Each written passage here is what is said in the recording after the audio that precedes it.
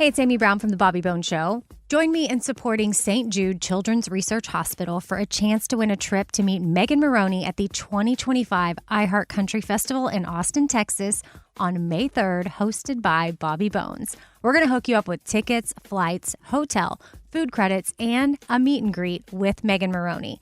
Take action now to support St. Jude and help cure childhood cancer, and you're going to be entered for a chance to win.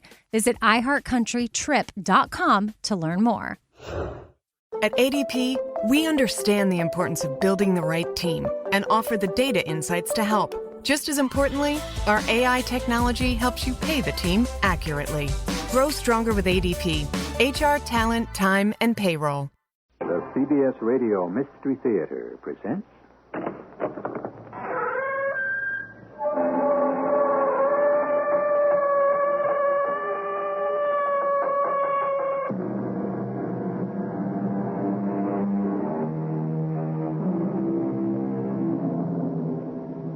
Come in. Welcome. I'm E.G. Marshall. We've been promised a lifetime of 80 years and 10. Civilization has created science which can add considerably to that expectation. Civilization has also created an entire witch's brew of sicknesses and psychoses which can dramatically shorten our existence. The whole business has always been a two-edged sword. One side of the blade kills, the other cures. But you cannot condemn that young woman to death. I cannot. Why? Because, well, she's the victim. The weak, defenseless victim. And what of it? But it's against the law. My dear, the supreme law is the law of nature. And the law of nature always condemns the weak and defenseless to death. Doesn't it?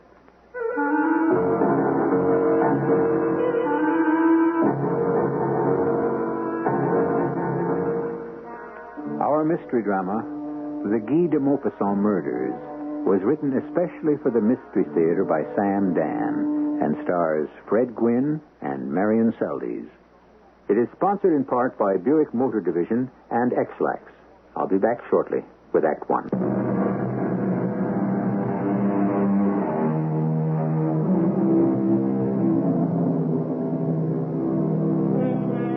So much of life is a gamble. Our fate is always in the hands of complete strangers. The drunken driver, the impersonal sniper. Each of us who lives in the midst of human society is, in effect, hostage to fortune. Only our Maker has the supreme power to create, but anyone, everyone, here below, has the terrible ability to destroy. It is late at night, and while the street is fairly well lighted, it is nevertheless deserted. On the corner, we have a bus stop, and one of those telephone stands, you know, where the phone is out in the open. A young lady is nervously depositing a coin in the slot. And now she begins to dial. I think it's 1434. Oh, hurry, please. Please, answer quickly, please. Police. This is a special number for that killer, isn't it? Yes, ma'am. Do you have any word I about... think I'm being followed. Where are you? Quickly. Maybe it's my imagination. Lady, where are you? No, it's not my imagination. Where are you? Jerry, get a trace. A man, he's coming toward me. Run. Yell for help. Can't move. Lady, where are you? No, don't shoot me. Run. Scream. I won't tell the police. I won't say where I am. Just don't shoot me. Lady. Oh. Fifth and Boward. Jerry, every car to Fifth and Boward. Big man, black raincoat, black. Lady. Lady.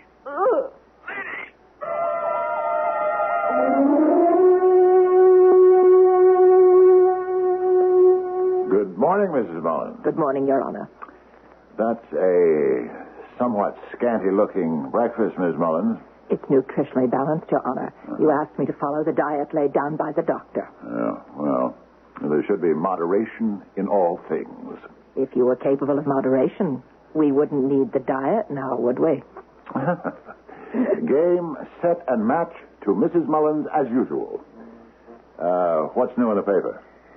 The mysterious killer has struck again. Has he? The mysterious killer. The mad killer, the unknown killer. Yeah, he is all those indeed. Well, the killer. According to the paper here, he claimed his 5th victim last night. Has he killed so many people already? Oh, yes, Judge. And all with a bullet from the same .22 caliber weapon. A young woman named Cora May Prentice, it says. Age 30. Age 30. What a waste. What a waste. Happened at 5th and Ballard. She was waiting for a bus. She saw a man approach. There was a phone booth at the corner, and she was able to dial the police. Could she tell them anything? Oh, poor woman. She was paralyzed with fear. I can imagine. And she managed to say he was big, black raincoat, black mustache. That's all? Yeah, except for the usual little note placed on the victim's chest with just the words, "Thou shalt kill." Let me look at that newspaper for a moment, if you please. Oh, sir, your coffee's getting cold. Where do they describe the killer? Oh, yes. Yeah. Big, black raincoat, black mustache. Why, bless my soul. The woman could be describing me. Oh, Judge. I'm 6 feet 3 inches tall. Oh, Judge, you have a great sense of humor. I weigh 230 pounds. I'm under a strain. I'm on a starvation diet. Oh, 2,500 calories a day hardly comes under the heading of a... And I have a black mustache. Judge Wilmot, I hardly think I that... also wear a black trench coat, rain or shine. Well, Judge, what are you going to do? Turn yourself in? Confess? Poor girl. Yeah. All 5 of them. Poor girls. Will they ever catch this killer, Judge? Eventually. But how? Well, you see, if he were to stop now... Yes? I suppose he'd be home free. What do you mean? Well, there are no real leads. No hard evidence. If he got rid of that .22 caliber revolver, the one that fired all those fatal bullets, how could he ever be brought to book? But do you think that will happen? No, Mrs. Mullins. He's under some compulsion. Keeps driving him. What sort of compulsion? Oh, he may not even know himself. Well, do you think he knows what he's doing? That's a complex question. He may know what he's doing while he's doing it, but after he's done it, he may not know that he did it. Then are you saying that this man might be leading 2 separate, unconnected lives? Yes. And while he's in one life, he's not aware of the other? It's possible. Well, then how will he ever be caught? That's a problem for the police. Oh, it's a problem for everybody who walks the street at night. And if he chooses victims, seemingly at random, in more or less deserted places, it does become a serious situation. But he'll be caught. How? Oh, he'll give himself away. You mean confess? The killer has a problem of vanity. He's the center of so much attention, the focus of so much activity. He wants to take a bow. All this fame is something he wants to enjoy. He'll find a strange way to make sure he's caught. How will he do it? Oh, he'll drop clues deliberately. He already has. He has? What are they? The little note he leaves with each victim. Thou shalt kill. Yeah, there's a meaning in it somewhere. Well, I believe he has monopolized enough of our morning. I must be off. Oh, you haven't finished breakfast. I am not hungry.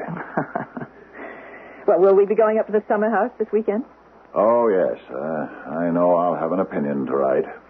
I find inspiration in the pure air of the country. When Fred gets here, what shall I tell him to bring up? Whatever supplies you may require for the kitchen.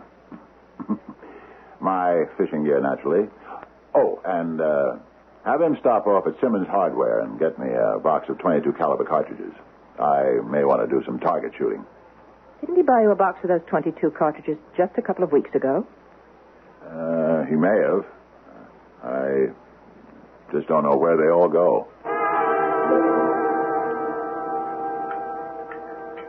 Ah. Another of your dietetic masterpieces, Mrs. Mullins. You call it what you like. It's keeping you alive. Ah. But is life worth living under these circumstances? Well, as some gentleman or other said, think of the alternative.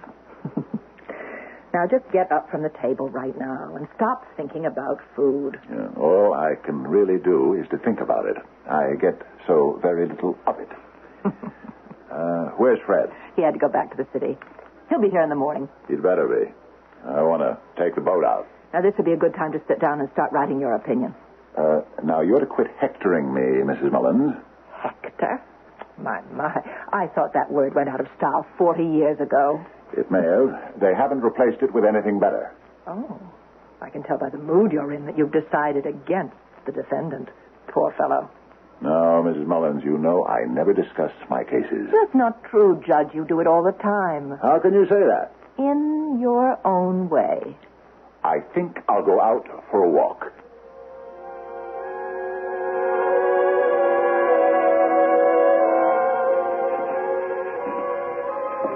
Good evening, Judge Wilmot. Ah, Dorcas. How are you? Just fine, Judge. I never did get a chance to thank you.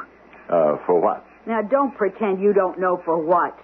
I'm so grateful. Oh, it was nothing, really. It was everything, Judge.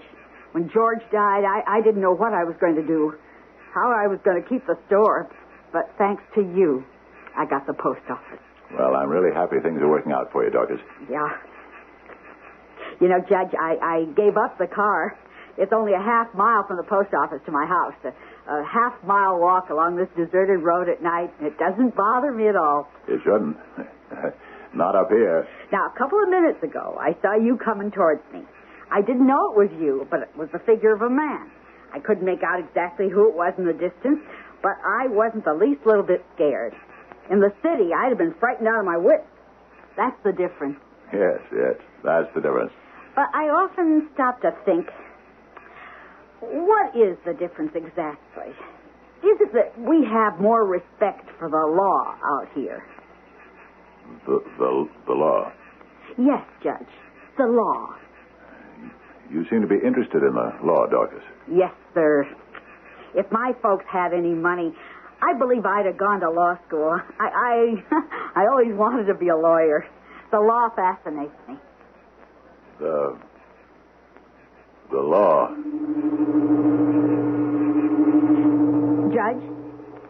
Judge, is something wrong? The law.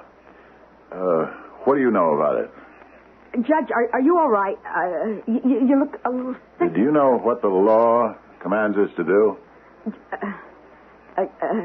Judge, if I don't get going, the kids will start to worry about me. The law of nature. It can be expressed in one word. Kill. Oh. Yeah. I never looked at it that way. You have a right. A right? What kind of a right? The right to know. The right to know what? The right to know why I'd have to kill you. Judge,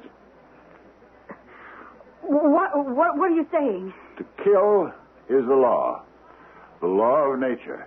Judge, To kill is nature's law. Look, Judge, We obey her. We are the children of nature. Please. Her word is our command. Let go of my arm. You have children. I You insist they obey you. Oh, yes, Judge. Yes, that's why I have to get home. They must obey you because you know best. Absolutely. So I You better must get all home. obey our mother, who is nature, and her command is kill. You wouldn't. You're not going to shoot me. Nature commands it. Please. Please.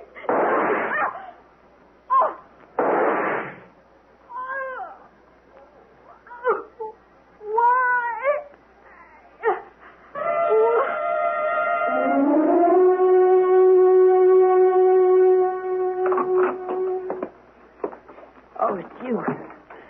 Yes, Mrs. Mullins, it is I. You're allowed to have 1 cup of coffee, no cream or sugar. How unspeakably generous of you, madam. Did you have a nice walk? Oh, yes. Anything happen? What could happen? What could happen? If anything, our story proves that we live in a world of infinite possibilities. Are there any more surprises? Can there be surprises in a world that has seen just about every barrier to belief broken and shattered? Well, we've given you the murderer in Act 1, but don't think you aren't in for some surprises when I return with Act 2.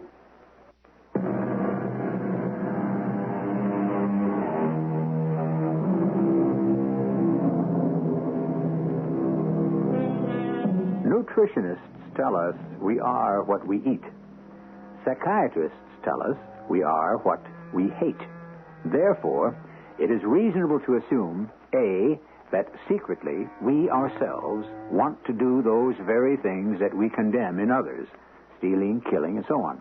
Or, B, that we eat things that we don't like, which means that most people are either frustrated or suffer from indigestion, or both. Judge, may I present my brother, Lieutenant John Altman of the City Police? How do you do, Lieutenant? Judge? Have you had your breakfast? Well, Join us. I hope you're not hungry. Oh, Judge. Nasty situation, I understand, Lieutenant. well, it's the killer. Does that mean he's up here now, too? I'm in charge of the investigation back in town. This thing happened last night. They asked me to come up and see if there's a connection. Is there, Lieutenant? There has to be. He left that same little note. Thou shalt kill. And we've just got the report from ballistics. It's the same gun. What's he doing up here? He's probably on vacation. Poor Dorcas. All those children are orphans. Were there any clues? Some kids driving home from a dance saw her body in the middle of the road. And that's all we have. Well, that's not true. We do have something else. I received a note from him the other day. You did, John? It's been printed that I'm in charge of the investigation, so the killer looks at me as his, I guess you could say, opponent or antagonist. Oh, what did the note say? It fits in with thou shalt kill. He writes, why, then, is it a crime to kill? Yes, why? On the contrary, it is the law of nature. And? And that's all. That's all he wrote. There's no way to trace the writing or the paper? No, I'm afraid not. What's your theory on this thing, Judge? You're dealing with a madman. Oh, we know that going in. He suffers from one of the forms of amnesia. He obviously has periods in which he disassociates himself from the world of reality and wanders off into another world of illusion. Or perhaps what we call the world of illusion is for him the world of reality. That's true. I had forgotten for a moment you were a teacher of psychology. I didn't teach psychology. I taught literature. Forgive me, Mrs. Mullins. Actually, psychology is derived from literature. You got her started, Judge. The psychologists stole everything from the writers. Well, after all, the Oedipus complex was discovered not by a psychiatrist, but by a playwright. Oh, Martha. How did it feel to grow up with such a smart sister, Lieutenant? If I were smart, I'd have chosen a profession that paid me a decent pension, so I wouldn't have to spend my so-called golden years as a housekeeper for a man who insists on digging his grave with his teeth. She really is a delightful lady, Lieutenant. All right, now that message he sent you, say that again, John. Why, then, is it a crime to kill? Yes, why? On the contrary, it's the law of nature. That's it, John. Uh-huh, yes. Precisely the way it was put. I memorized it word for word, Martha. Are you sure he wrote, why then is it a crime to kill, not why is it a crime to kill? I mean, you're sure about the word then? Positive. Is there a point to this, Miss Mullins? There's a literary feel to it. Well, the killer could very well be a literary person. You see, why is it a crime? I mean, that's a question anybody could ask, but why then is it a crime is obviously part of an argument. It's been lifted out of a context. He's quoting somebody. Who? I don't know, John. It's like a thought that has been developed by a novelist or a dramatist or an essayist. Well, is it familiar? Yes. I have a feeling that I must have read it somewhere before.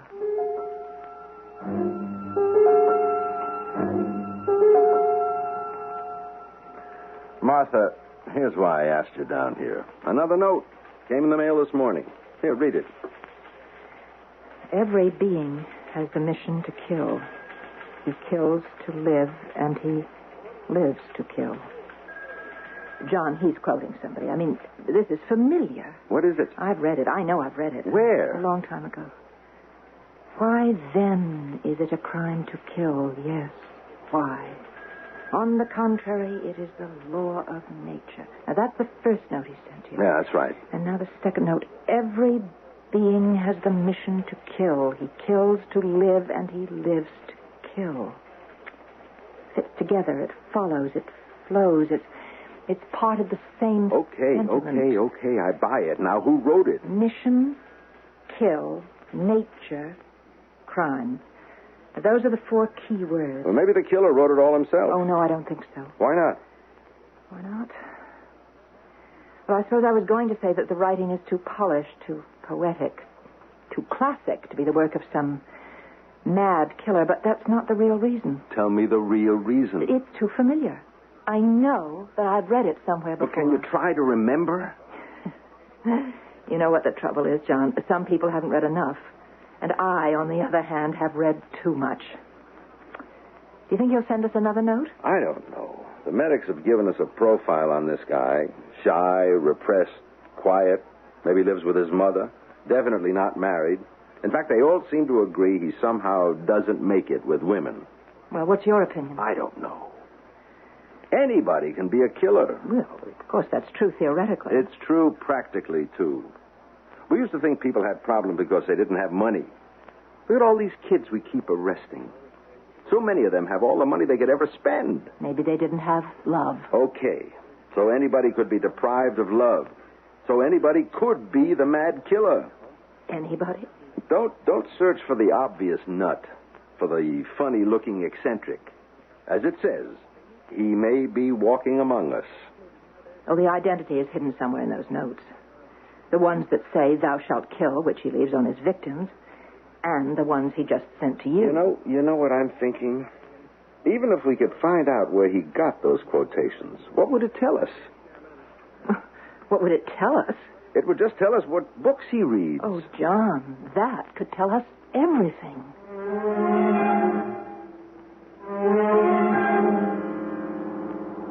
Taxi!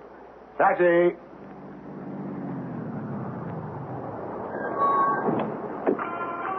Yes, sir. Take me to 18 Morrissey, please. 18 Morrissey, right.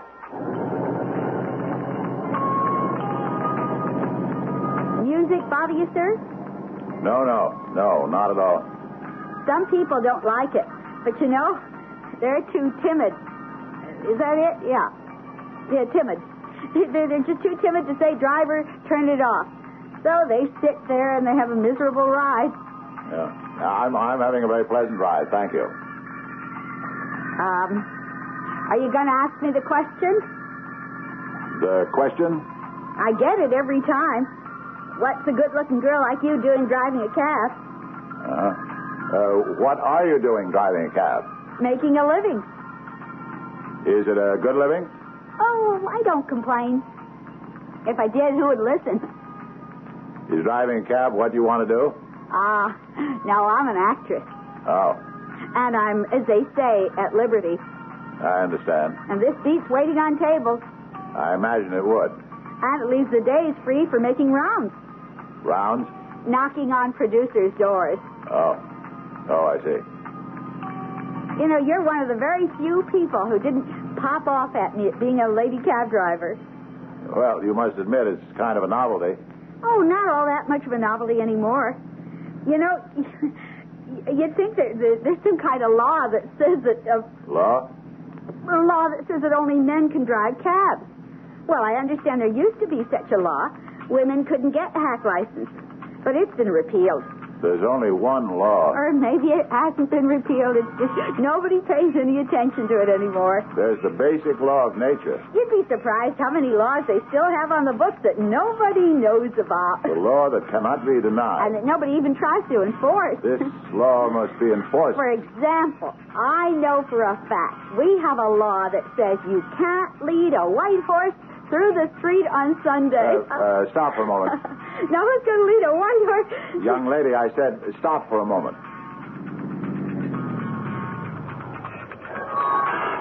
Yes, sir. Is something... No. No!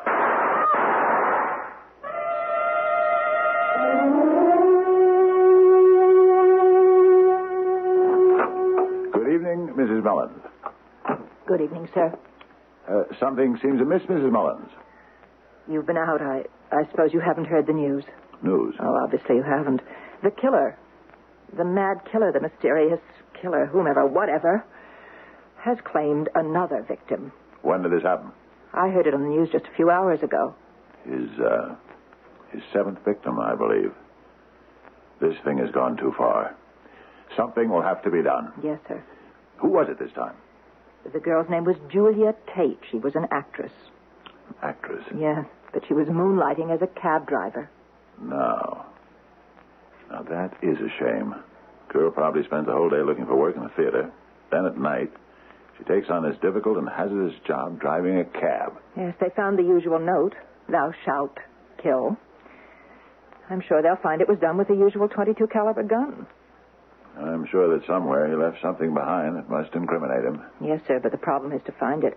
And as my brother, Lieutenant Altman, would say, to know what it is when you do find it. I'll answer it, sir. Judge Wilmot's resident. Oh, yes, John, wait a minute. Yes, I'll write it down. It's Lieutenant Altman. He's just received another note from the killer. All right, John, I'm ready. Man kills, yes, without ceasing to nourish himself. But since, in addition, he needs to kill for pleasure, it is not enough to kill beasts. He must kill man, too.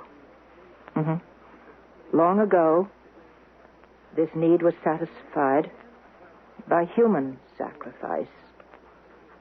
Now, the necessity of modern society has made murder a crime. Is that all, John? Yes, it flows. It has to be part of the same thought, part of the same piece. Let me try to remember some things, John. Yes, right. Goodbye. Am I to understand the killer has been sending more notes to the police? Yes, he seems to be expressing quite a philosophy of life, or I should say, death. I hope he puts a stop to it before long. People will soon be too terrified to walk the streets. Where have I heard those words before? Where have I read them? I know it's familiar. It's on the tip of my tongue, too. Miss Mullins, I've had a rather strenuous walk this evening. But you're required to. That's doctor's orders. It made me hungry. I was thinking of a little snack. That, sir, is out of the question. Why? Well, you defeat the purpose of exercise if you eat back all the weight you've just walked off. But walking makes me ravenously hungry. That, sir, is your problem. You know, Martha Mullins, there are times when I could kill you.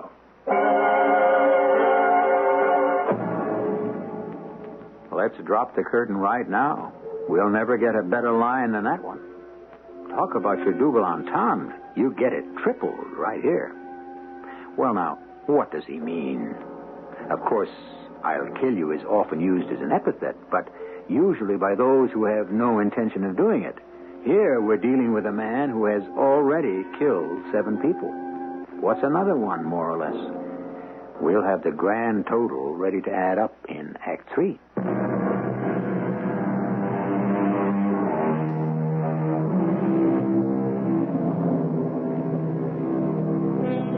No man, we are told, is a hero to his valet. This does not mean, however, that he cannot serve in that capacity to his housekeeper. Judge James Marshall Wilmot is certainly cast in the heroic mold. He is tall, imposing, brilliant, famous. Of course, he has a bit of a problem. But so far, only you and I are aware of it. John, I know I've read those words in the note somewhere before. But where? Think. Well, I said it was written in a classic style. Who wrote it? Well, it has to be a classic author. Although what? Although it could be modern, too. Oh, somewhere, somehow, sometime, there has to be a break in this thing. Why can't it be now? Police. Yes. Where are you? What's your name? Uh-huh. No, don't be afraid. Just tell us. Where? No, don't do anything. If he goes away, forget it. Don't you try to follow him. Right. What is it, John? Jerry, we could have something. A woman is looking at a guy sitting on a park bench across the street from her window at number 51 Baker. You got that?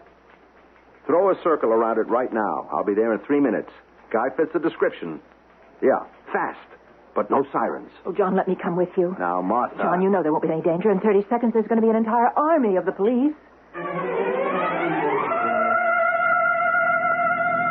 All units. Suspect still reported to be on the bench. Do nothing to alarm him. Make no aggressive moves. Just stand by. I will make the approach. Jerry and Art ready for backup. Over. Martha, he can't get away. Got no place to go. He's surrounded, cut off. Oh, if he's the killer, do we have this guy? Can we be this lucky? John, I think something has just clicked into place about those notes. They don't matter anymore. If we have the killer. I think I'm getting close. Got a hunch we've nailed him. Finally. I better calm down. I'm getting too excited. But I want this guy so badly. John, do you ever have something just at the top of your subconscious that's trying to surface? Here's where the park begins. Baker Place. And here are the benches. And look. 100 yards ahead. Big guy just sitting there. John. Yeah, he's wearing that black raincoat. John, and wait. that black mustache. All units, stand by.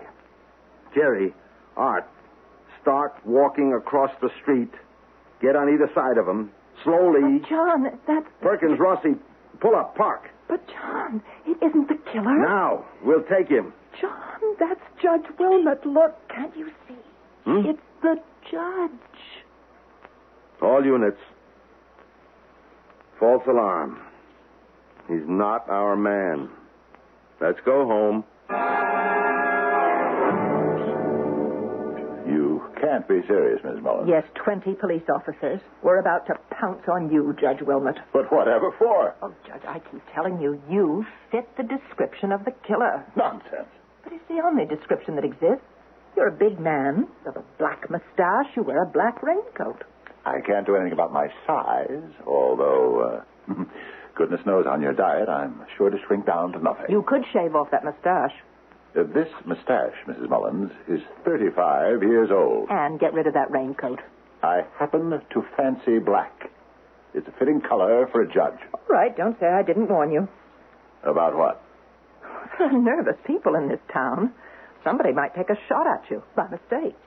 Well, I should hope so. I would hate to think anyone would want to shoot me on purpose. Oh, seriously, Judge. You live in a world of your own. I deny that. It's true. You see, judges have the power the rest of us don't. They have the power to judge. Everyone has the power to judge. Yes, but only a judge has power in his judgments.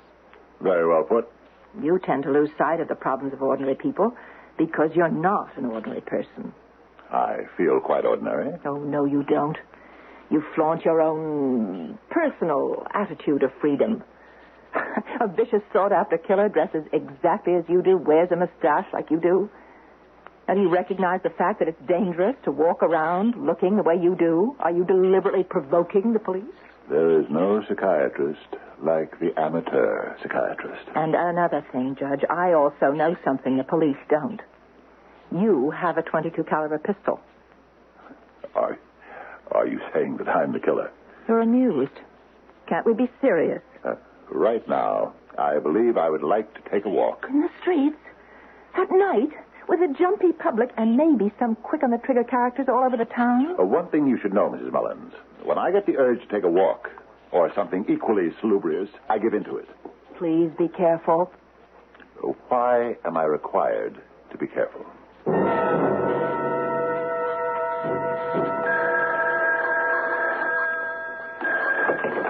Lieutenant Altman. Yes, Inspector.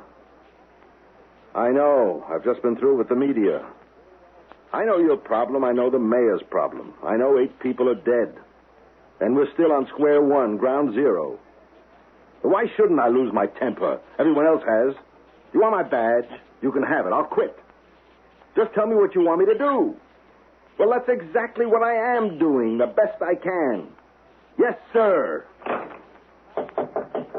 And what do you want? You asked me to come down and see you, John. Oh, Martha, come on in. Sit down. Oh, you don't know what it's been like. What do you want to see me about? Another note from the killer. Yeah, what do you make of this? We condemn and punish the assassin. But as we cannot live without yielding to this natural and imperious instinct of death, we relieve ourselves from time to time by wars. What do you make of it? I know this. I know this passage. I even remember the rest of it. It goes, then a whole nation slaughters another nation. And do we despise those selected to commit this wholesale murder? No. They are loaded with honors. They are given rewards and titles. They are proud, respected, loved by women, cheered by the crowd. Oh, I remember it. It's a story. Well, no, it's not exactly a story. Well, what is it? Well, maybe it is a story of some kind. Oh, of course. Guy de Maupassant. All right. Well, what about it? Wait a minute. Oh, it's so many years ago. I was still at college. Diary of a Madman. Okay. We know that our killer has read a story. It's more of a fragment. Whatever it is, by de Maupassant. Yes.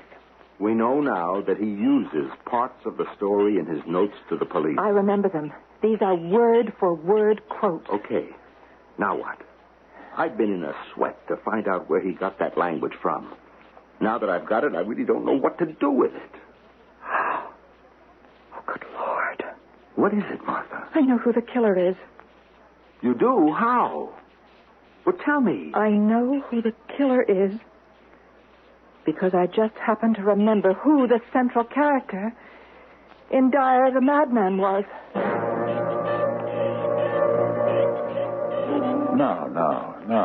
Now, Mrs. Mullins, what is this? It's dinner, Your Honor. Oh, no. It's a mirage. It's a highly edible mirage, then. You have food on the table this evening. Not merely some tasteless, desiccated form of grass. It may have been a form of grass, but it was neither tasteless nor desiccated. Meat, potatoes, gravy, pie. What is this? A hearty meal. You're entitled to one. I should say so. No. Well, this is a treat. Pardon me while I fall to. But, Judge, in your library you have the works of de Maupassant. And also Balzac and Stendhal and Anatole France. Those are the writers. But, Judge, are you familiar with a de Maupassant story? The Diary of a Madman? I don't think so. Well, what's it about? It's a diary of a madman who happens to be a judge. Oh, the bench is filled with mad judges. This judge is a homicidal maniac. Oh, no, Miss Mullins, that's going a bit far. Yes, he's obsessed with the idea of killing. He sees it as a beautiful, natural act.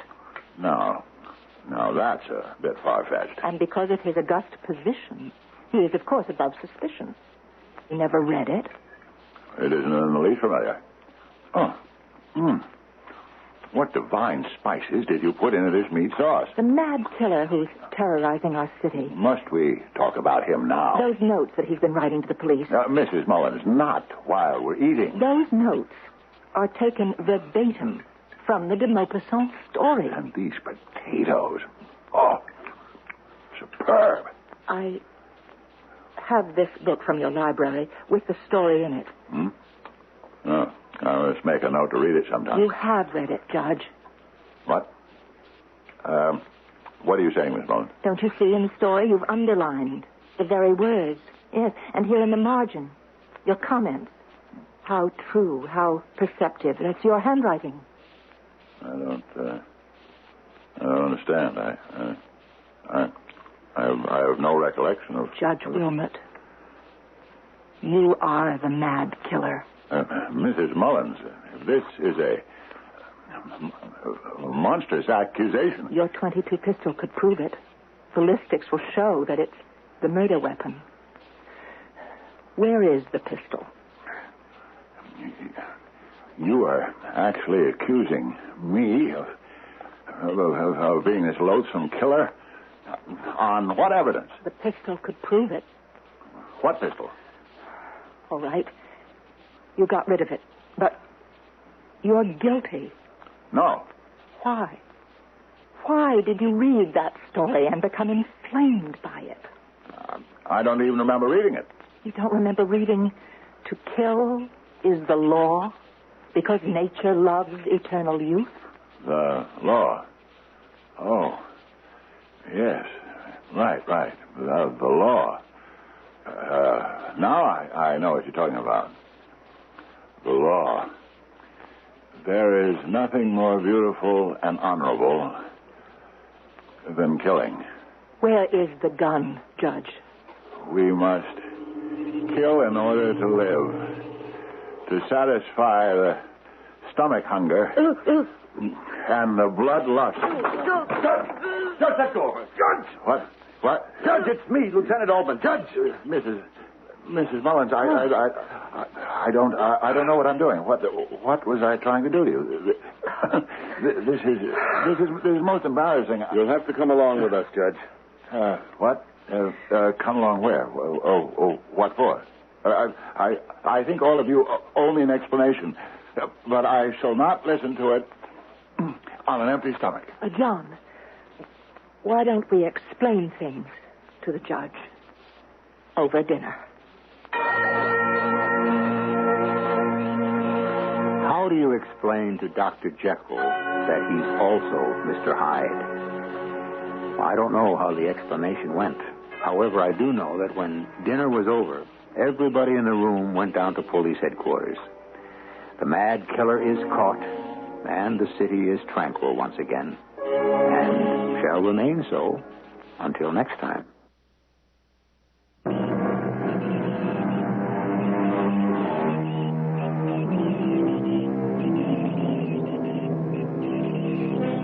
The inspiration for our story was the celebrated Diary of a Madman by Guy de Maupassant.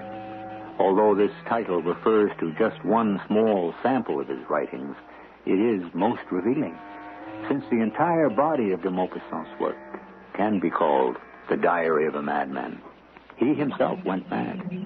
Each day, in numerous and subtle ways, his madness became more intense, and each day he wrote and wrote some of the greatest short stories in the world. Were they great because he was mad? Or did they drive him mad because they were great? Our cast included Fred Gwynne, Marion Seldes, Martha Greenhouse, and Nat Poland. The entire production was under the direction of Hyman Brown.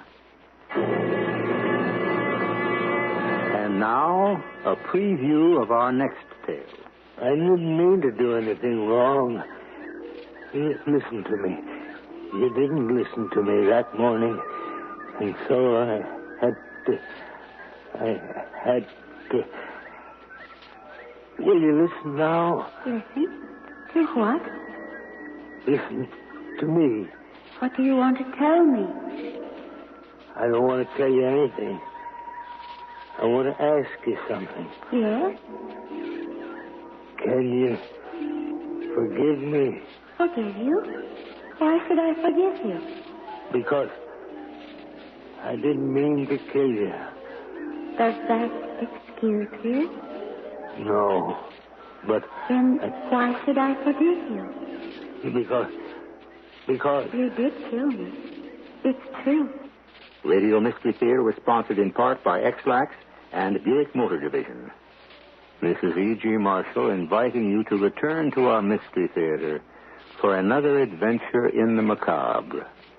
Until next time, pleasant dreams.